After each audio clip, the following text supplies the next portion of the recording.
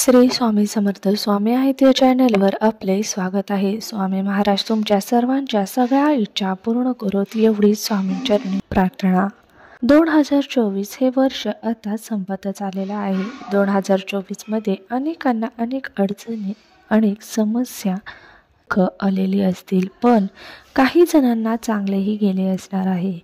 येणारे वर्ष चांगले जावे, सुख शांती आनंद आणि भरभराटीचे जावो यासाठी आपण काही उपाय करायचे आहेत। तर तो उपाय कोणता हे पुढे पाहणार आहोत। व्हिडिओ कोठेही स्किप करू नका, पूर्ण पहा।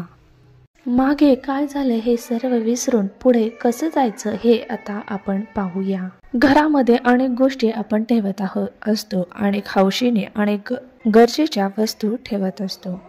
या सर्व गोष्टींसोबतच आपल्या घरामध्ये या दोन गोष्टी अतिशय महत्त्वाच्या आहेत, त्या म्हणजे घड्याळ आणि कॅलेंडर। यावरच आपलं जीवनचक्र चालू असतं। नवीन वर्षामध्ये प्रत्येकाच्या घरामध्ये प्रत्येक जण कॅलेंडर आणत असतं। कोणी आणलेलंही असेल तर कॅलेंडर हे कसं आणावे, त्यावर जर हिंस्र पशु पक्षी असतील तर असे आणू नये, किंवा भयंकर चित्र दुःखाची रडलेली कॅलेंडरवर चित्र नकोत। असे चित्र लावल्याने आपल्याला घरात आर्थिक संकट तसेच घरामध्ये कटकटी नकारात्मक वातावरण निर्माण होतं आणि यांना तोंड द्यावं लागतं। त्यामुळे कॅलेंडर आणताना कधीही त्यावर धार्मिक चित्र किंवा नैसर्गिक चित्र असतील असे कॅलेंडर अवश्य आणावे।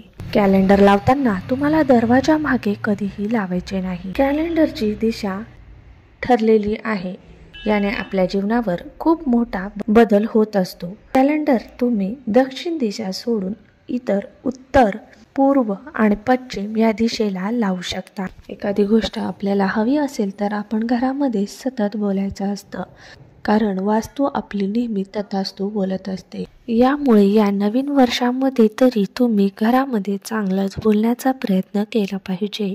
नवीन वर्षी प्रत्येक जण कॅलेंडर आणत असतं, तर तुम्हाला जुनं कॅलेंडर जे असतं ते टाकून द्यायचं आहे, कारण जुन्या आठवणी जुन्या गोष्टींमध्ये आपल्याला गुंतायचं नाही। नवीन वर्ष नवीन दिशा दाखवत असतं। आता घरामध्ये कॅलेंडर आणल्यानंतर प्रथम एका वाटीमध्ये आपण थोडीशी हळद घ्यायची आहे। ती वाटी आपल्या घरातील देवघरासमोर ठेवायची आहे।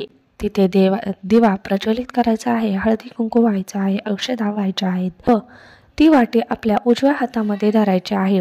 विष्णू सहस्रनाम बोलायचं आहे। जर ते येत नसेल तर मोबाईलवरती लावून श्रवण करायचं आहे। ती हळद थोडीशी त्या हळदीमध्ये थोडेसे गंगाजल टाकायचे आहे व ती थोडीशी ओली करून आपल्याला कॅलेंडरच्या प्रत्येक पानावर हळदीचा टिका लावायचा आहे। अगदी जानेवारीपासून तर डिसेंबरपर्यंत प्रत्येक पानावर हा टिका लावायचा आहे। यामुळे तुम्हाला विष्णूंचा आशीर्वाद मिळणार आहे। यामुळे आपल्या घरामध्ये कोणतेही संकट येत नाही व प्रत्येक दिवस चांगला जातो।